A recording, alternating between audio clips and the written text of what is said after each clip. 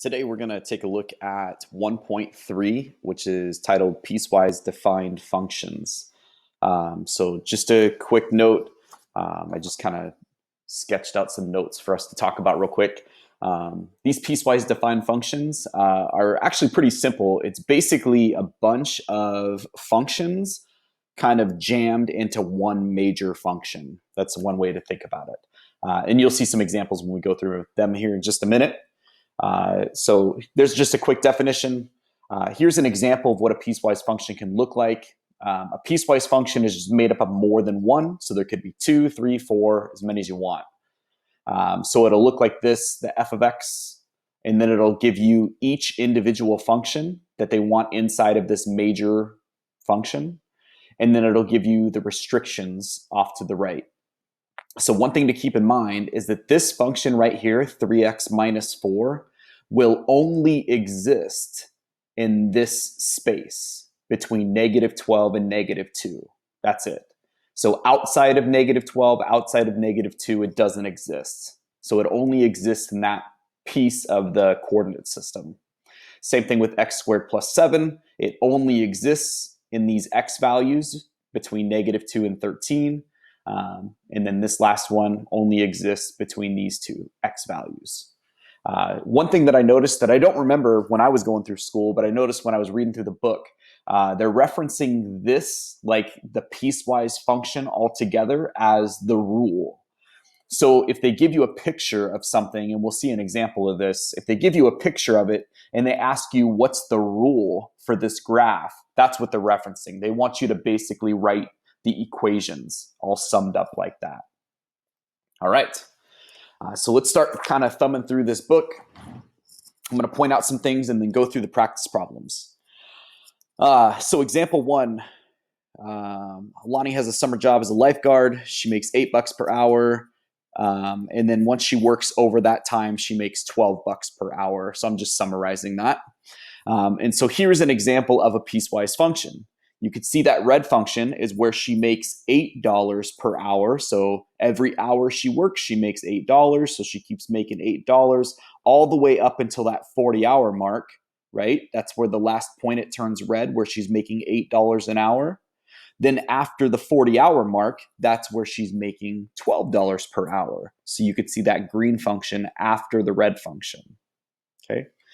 And then here they're saying write an equation, but again, if they say write the rule, this is what they want you to do. They want you to create that system or that piecewise function to write that rule. Graph a piecewise function. So again, here they're giving you the rule. They're giving you the piecewise function, and they just want you to graph it. So 4x plus 11 only exists between negative 10 and negative 2. X squared minus 1 only exists here. X plus 1 only exists here. So that's why you're seeing 3 different functions here, because 4x plus 11 only exists at negative 10 all the way up to, but not including negative 2. So at negative 10, there's that first point. We know that it's a filled in circle because it's less than or equal to. Remember, anything that's or equal to is a filled in circle. If it's just strictly less than, it's not going to be filled in. It's not going to be included. So it goes all the way up to x equals negative 2. And again, we said if it's strictly less than at negative 2, it's not going to be filled in, which is the reason why it's not red. It's not a red circle. And then the next function, x squared minus 1, exists between negative 2 and 2, but those should both be blue circles because they're both filled in with that function. So between negative 2 and positive 2, there's that parabola. And again, we know that it's with this function, you want it to be included because it's or equal to. So both of those points are blue. And then with x plus 1, from 2 all the way up to 10, that's where it exists. So there's 2. That's where it starts. If it's included with one function at 2, it cannot be included with the other function at 2. So I couldn't have a less than or equal to here and a less than or equal to here. That can't work. That doesn't exist. So from 2 to 10, you'll see that function exists. At 2, it's technically an open circle, but because blue has it, that's why that circle is blue. And then all the way up to 10, and that should be a closed circle because it's less than or equal to. And with example 3, let's see if I can zoom in here a little bit. All right. Example 3, write a piecewise defined rule from a graph. Here's kind of that wording where they say a rule. You might be wondering, what are they talking about? Well, here's the example right there. That's the rule they wrote. So you're just basically writing the equation, or the piecewise function altogether. So based off of this graph, it looks like they're starting with A. So you'd want to find the function for that line, which it looks like it's 3x minus 4. So 3x minus 4 represents that blue line right there. Since it starts existing at -2 and it's a solid circle, that means you're going to have a less than or equal to sign to start off with. So -2 is less than or equal to x. It goes all the way up to the other end of that line, and notice that it's a closed circle. So you want to make sure you strictly have a less than sign. There shouldn't be an equal to sign there because it's an open circle. I might have just misspoke a second ago. That's an open circle. It's not closed. Another thing I want to point out before we skip to the next function is notice on that line, this is x equals 1, it looks like.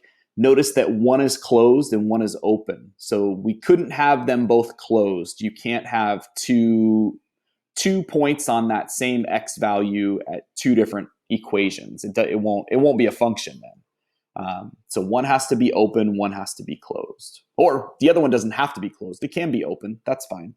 Just you can't have them both closed.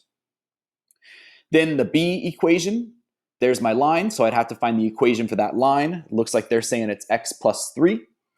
Notice that at x equals 1, it's closed. So we know that's going to be 1 is less than or equal to x.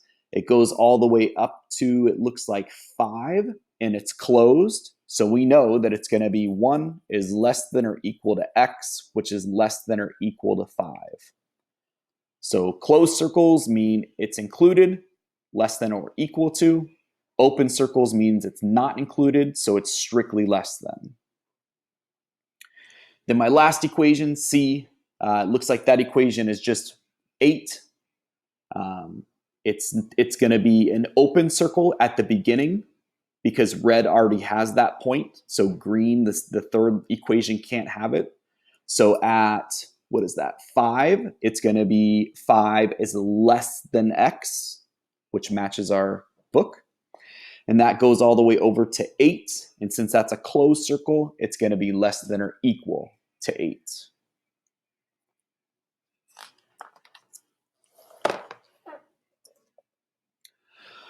Red rule for an absolute value function.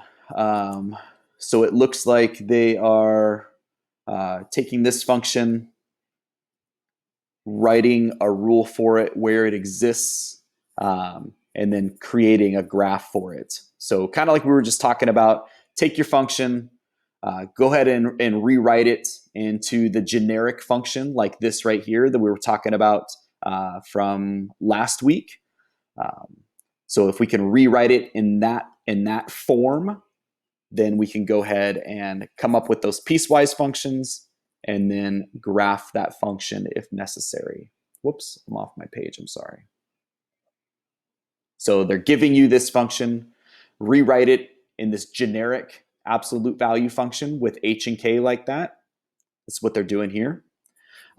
Then you can create your piecewise function with your restrictions off to the right. Then you can graph it based on that piecewise function.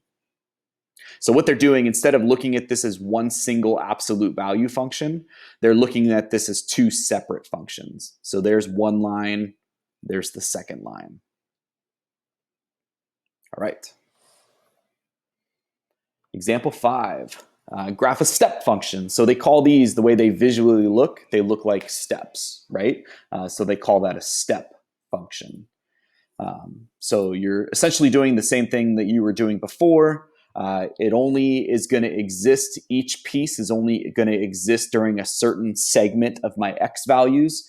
So for example, if something weighs nothing, it's not going to cost anything, which is why that first point is open, because it's not included. If I'm shipping something that weighs nothing, I'm not going to pay $5.